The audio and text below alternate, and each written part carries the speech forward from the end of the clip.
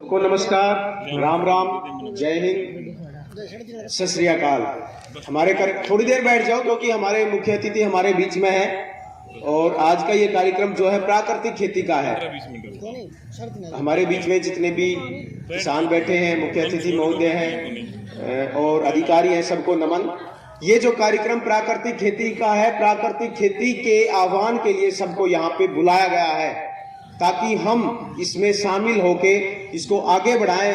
आपने देखा होगा कि पहले डॉक्टर कंबोज ने प्राकृतिक खेती के बारे में बहुत कुछ बता दिया, सारी चीजें बता दी है। मैं कुछ 2 मिनट का अपना जो तजुर्बा है उसके बारे में बताऊंगा क्योंकि समय बहुत कम है, वक्त अब भी बहुत ज्यादा है, लेकिन कार्यक्रम आपकी सुविधा के हिसाब से आगे जो रहेगा अतिथि महोदय का ही रहेगा।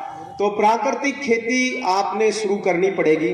कितने, जैसे कि शुरू में बताया था कि आपको जरूरी नहीं कि 2 एकड़ में करिए, 1 एकड़ में करिए, आधे में कर सकते हो, 1 कनाल से शुरू कर सकते हो, शुरू करिए। यूरिया की सब्सिडी बहुत ज्यादा है, डीएपी की सब्सिडी आपको पता है बहुत ज्यादा है। गैस का सिलेंडर जो आता था सब्सिडी खत्म होगी, वो 1100 रुपए का हो गया है। धीरे धीरे यूरिया का कट्टा भी 3000 का हो जाएगा और डीएपी का भी आने वाले समय में 5000 का कट्टा हो जाएगा।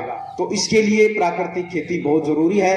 प्राकृतिक खेती के लिए मैं कृषि विज्ञान केंद्र सद्दलपुर, जिला हिसार का कृषि विज्ञान केंद्र है सद्दलपुर में, हम भी 5 साल से ट्रायल लगा रहे हैं। प्राकृतिक खेती कर रहे हैं, उसमें जैविक खेती का भी ट्रायल लगा रहे हैं, साथ में अपनी जो रासायनिक खेती है और नरमा उगाते हैं उसके ऊपर, क्योंकि सबसे ज्यादा खुराक किस पे लगती है? नरमा फसल में सबसे ज्यादा यूरिया, डीएपी, जिंक आदि की जरूरत पड़ती है और नरमा ही फसल में सबसे ज्यादा कीड़े मकोड़े और बीमारियां आती हैं। उसके लिए सबसे ज्यादा जहरीली दवाओं जो प्रयोग होती हैं वह नरमा की फसल में ही होती हैं।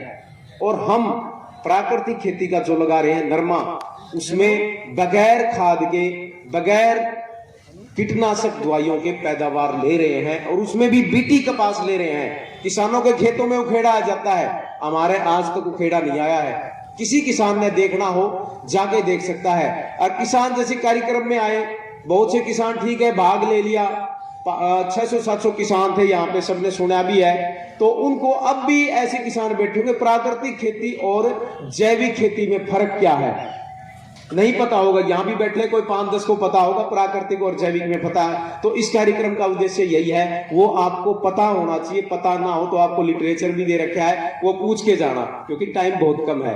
तो हमारी पहले साल पैदावार बहुत कम आई।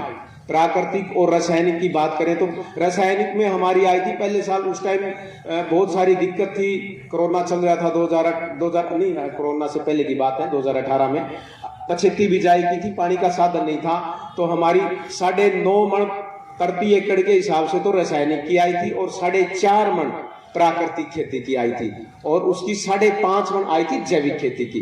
तीसरे साल में हमारी जैविक खेती की आई थी 25 मन और प्राकृतिक खेती की आई थी 21.5 मन और रासायनिक खेती की आई थी 22 मन। तीसरे साल में प्राकृतिक खेती और रासायनिक खेती लगभग बराबर रही और जो जैविक खेती है उसकी पैदावार ज्यादा आई उसके मुकाबले। और नेट शुद्ध लाभ जैसे हम देखते हैं ना, शुद्ध लाभ, हमें तो शुद्ध लाभ से मतलब होता है 100 रुपए हमने लगाए, 100 रुपए में से जैसे हमने भी इनकम हमारी 100 रुपए की हुई, 100 रुपए में से अगर हमारा 60 रुपए खर्चा है तो 40 बचे। 100 रुपए में अगर हमारी इनकम हुई, उसमें 20 रुपए खर्चा हुआ तो 80 रुपए बचे ना। हमें तो वो देखना है सबसे ज्यादा किस में बचे हैं, खर्चा किस में कम लगा है, वही हमारे फायदे की खेती होती है। तो बीटी नरमा भी हम 2 साल से लगा रहे हैं, कोई उखेड़ा नहीं आता, प्राकृतिक में भी नहीं आता, जैविक में भी नहीं आता और रासायनिक में तो हम पूरी खाद्य डालते हैं, वैसे नहीं आता। तो इस पिछली साल कपास बहुत अच्छी थी, 25-30 मन की औसत हमारी एस्टीमेट था, लेकिन सितंबर के आखिर में लगातार 4 दिन बारिश होने की वजह से नरमा खराब हो गया। गुलाबी सुंडी की उस दौरान जो दवाइयां छिड़काव करी वो भी रोकथाम नहीं हो पाई और जो प्राकृतिक है हम उसमें 10 परणी अर्क का ही छिड़काव किया था और उसमें जो हमारी पिछले साल की जो पैदावार रही थी 13.5 मन तो हमारी रही थी जैविक वाली, उसमें गोबर की खाद जिसमें हम डालते हैं, और 12.5 मन रही थी हमारी इसकी 12 मन रासायनिक की और 11.5 मन रही थी कुदरती खेती की। कोई ज्यादा फर्क नहीं था। नेट लाभ जो भी है वो प्राकृतिक में ही मिला था। किसी प्रकार की उखेड़ा कोई समस्या नहीं। बारिश की वजह से और ज्यादा बारिश होने से उसकी वजह से थोड़ा सा नुकसान हो गया था ना। हमारी बहुत अच्छी थी, तो वो कर सकते हैं, कोई जाके देखना चाहिए। और उसके बाद में हम चना लगाते हैं बगैर बाई के, कोई बाई नहीं करते। किसी ने देखना हो घास के अंदर लगाते हैं, बहुत अच्छा खड़ा है, किसी 1 रुपया खर्चा नहीं उसमें, सिर्फ बीज का खर्चा है। तो ये मुख्य बिंदु है। किसान भी हमारे साथ है, कर रहे हैं। तो आप भी ये जो कार्यक्रम है प्राकृतिक खेती का है, शुरू करो, एक कनाल में करो, कैसे भी करो। डॉक्टर साहब ने सारी बातें बता दी, लिटरेचर भी आपको दे रखा है। अंतर समझने की जरूरत है प्राकृतिक और जैसे जैविक खेती में। आपको पता होना चाहिए क्या अंतर है। बगैर खर्चे की, बाजार से कुछ नहीं लेना, प्राकृतिक खेती में यही होता है। जमीन को कम से कम डिस्टर्ब करना, तो यही प्राकृतिक खेती है।